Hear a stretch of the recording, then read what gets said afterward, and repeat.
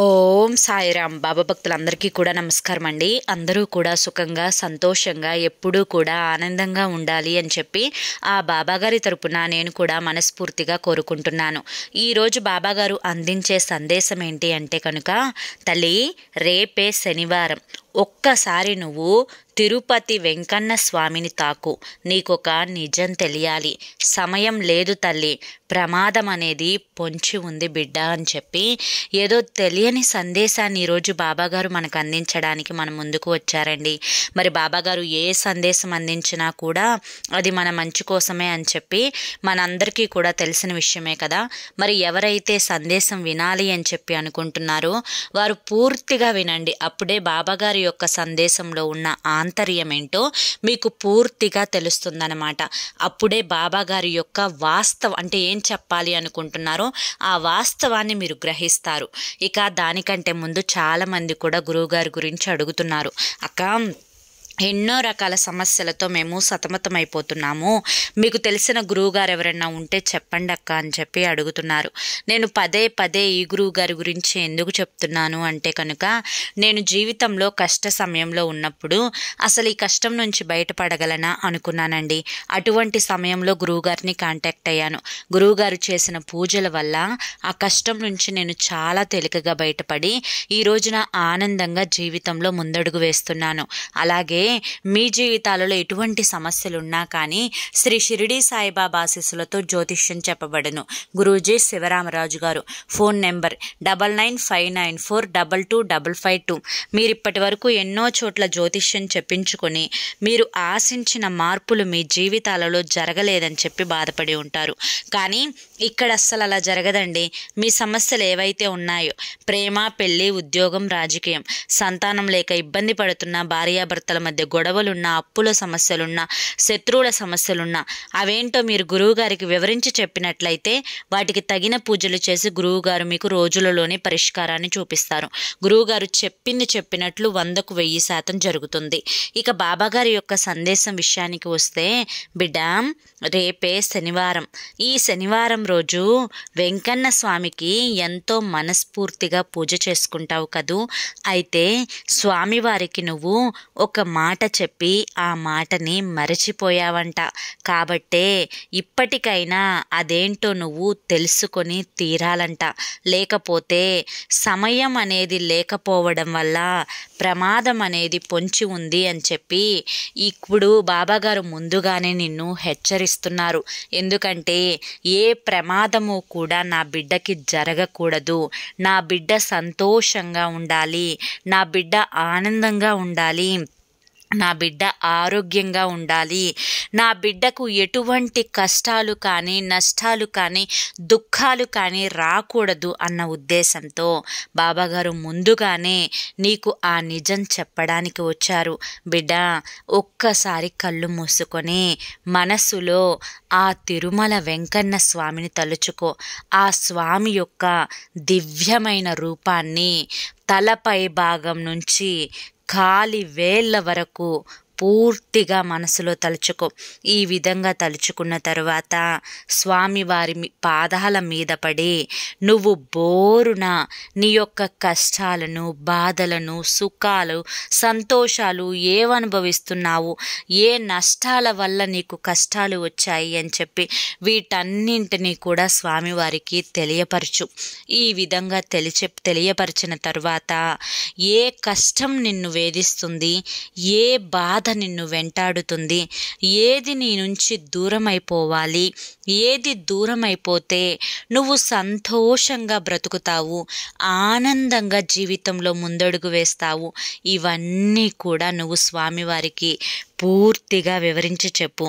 బిడ్డ ఈ కలియుగంలో ఆ శని భగవానుణ్ణి, ఆ కలిని సైతం పూర్తిగా ఎదిరించగలిగే శక్తి ఒక్క ఏడుకొండల వెంకన్న స్వామికే ఉందమ్మా. కాబట్టి స్వామివారిని నమ్ముకున్న వారు ఎవ్వరూ కూడా ఇంతవరకు ఆ నమ్మకాన్ని పోగొట్టుకోలేదు. కాబట్టి నువ్వు కూడా ఒక్కసారి నేను చెప్పినట్టుగా చేసుకున్నావు అంటే ఆ వెంకన్న స్వామి నీకున్న కష్టాలు, నష్టాలు, దుఃఖాలు, బాధలు అన్నింటినీ కూడా తీర్చి నీ జీవితమంతా కూడా ఆనందమయంగా ఉండేలా చూస్తారు. బిడ్డ, నువ్వు నువ్వు భర్త వల్ల బాధపడుతున్నా, బిడ్డల వల్ల బాధపడుతున్నా, అనారోగ్య సమస్యల వల్ల బాధపడుతున్నా, శత్రువుల వల్ల బాధపడుతున్నా, అప్పులు తీరక చేతిలో డబ్బు లేక బాధపడుతున్నా, ఇలా నీ సమస్య ఏంటో అది పూర్తిగా వివరించి స్వామివారికి నువ్వు తెలియబరచు తల్లి. అడగందే అమ్మ కూడా అన్నం పెట్టదు. కాబట్టి నువ్వు అడగాలి, కష్టాన్ని తీర్చమని, నష్టాన్ని దూరం చెయ్యమని, బాధలని గట్టెక్కించమని అడగాలి. అడిగితే ఆ వెంకన్న ఏ కష్టాన్నైనా, ఏ బాధనైనా, ఏ నష్టాన్నైనా కానీ నీ నుంచి పూర్తిగా దూరం చేస్తారు. బిడ్డ, ఒక్కసారి నేను చెప్పే మాట జాగ్రత్తగా విను. నువ్వు 7 శనివారాలు నువ్వు కష్టం అనుకోకుండా, నష్టం అనుకోకుండా, ఎందుకంటే బిడ్డ ఇప్పుడు నేను ఏది చెప్పినా కూడా నీ కోసం, నీ బిడ్డల భవిష్యత్తు కోసం, నీ ఆరోగ్యం కోసం, నీ భర్తలో మార్పు రావడం కోసం ఆలోచించి చెప్తున్నాను. నా మీద నమ్మకాన్ని ఉంచు తల్లి. నా మీద నమ్మకం నిజమైతే నేను చెప్పింది నువ్వు 7 శనివారాలు చేసుకుంటే చాలు. కుదిరితే వరుసగా 7 శనివారాలు చేసుకో. కుదరకపోతే మధ్యలో నువ్వు విరామం ఇచ్చినా కానీ తరువాత వారం నుంచి లెక్క పెట్టుకోనైనా కానీ 7 శనివారాలు పూర్తి నమ్మకంతో, శ్రద్ధతో, భక్తితో నువ్వు నీ యొక్క కష్టం, నష్టం, దుఃఖం అన్నీ తీరిపోయి నీ కోరిక నెరవేరుతుంది అన్న ఆశతో చేసుకో. తప్పకుండా 7 శనివారాలు పూర్తయ్యేలోపు నీ యొక్క కష్టం ఏదైతే నిన్ను వెంటాడి వేధించి బాధ పెట్టి చిత్రహింసలు పెడుతుందో ఆ కష్టం అనేది పూర్తిగా 7 శనివారాలలోపు తీరిపోతుంది. బిడ్డ, నన్ను నమ్ము. నేను చెప్పిన మాట ఖచ్చితంగా జరిగి తీరుతుంది. అయితే నువ్వేం చేయాలి అంటే కనుక ఆ 7 కొండల వెంకన్న స్వామి యొక్క దివ్యమైన చిత్రపటాన్ని తీసుకో. చక్కగా తడిగుడ్డ పెట్టి తుడుచుకో. మొదట నువ్వు ఆ రోజు ఇల్లు, వాకిళ్ళు అన్నింటినీ కూడా శుభ్రపరచుకోవాలి. తరువాత చక్కగా తలంటు స్నానం చేయాలి. ఆ రోజు నీచు తినకూడదు. భార్యాభర్తలిద్దరూ కలవకూడదు. ఆ ఒక్కరోజు మాత్రమే గుర్తుంచుకో బిడ్డ. తరువాత నువ్వు చక్కగా ఒక పీటని నీట్గా శుభ్రంగా కడిగి దాని మీద ఏదైనా కానీ ఒక క్లాత్ను వేసి ఆ క్లాత్ మీద కొన్ని అక్షంతలు వేసి స్వామివారి యొక్క చిత్రపటాన్ని చక్కగా గంధుమ కుంకుమలతో అలంకరించుకొని నువ్వు బియ్యపిండితో కాసిన్ని ఆవు పాలు వేసి 7 ప్రమిదలను చెయ్యి. చేసిన తరువాత ఆ 7 ప్రమిదలలో ఆవు నెయ్యి నీ దగ్గర ఓపిక ఉంటే, ఒకవేళ ఓపిక లేదు, నేను కొనలేను స్వామి అని చెప్పి అనుకుంటే నువ్వుల నూనెతోనైనా కానీ ఆ 7 ప్రమిదలలో చక్కగా ఒత్తులు వేసుకొని ఆ విధంగా దీపారాధన చెయ్యి. స్వామివారికి ఇక నైవేద్యం అన్న మాటకొస్తే నీకు ఇష్టమైన నైవేద్యం నీ శక్తి కొలది ఏదైనా చేయొచ్చమ్మా, ఏం పర్వాలేదు. ఎందుకంటే స్వామి ఎప్పుడూ కూడా ఏ భగవంతుడైనా నాకు ఇది కావాలి, అది కావాలి అని చెప్పి కోరుకోడు. మనస్ఫూర్తిగా మనస్సుని సమర్పించుకొని చేస్తే చాలు.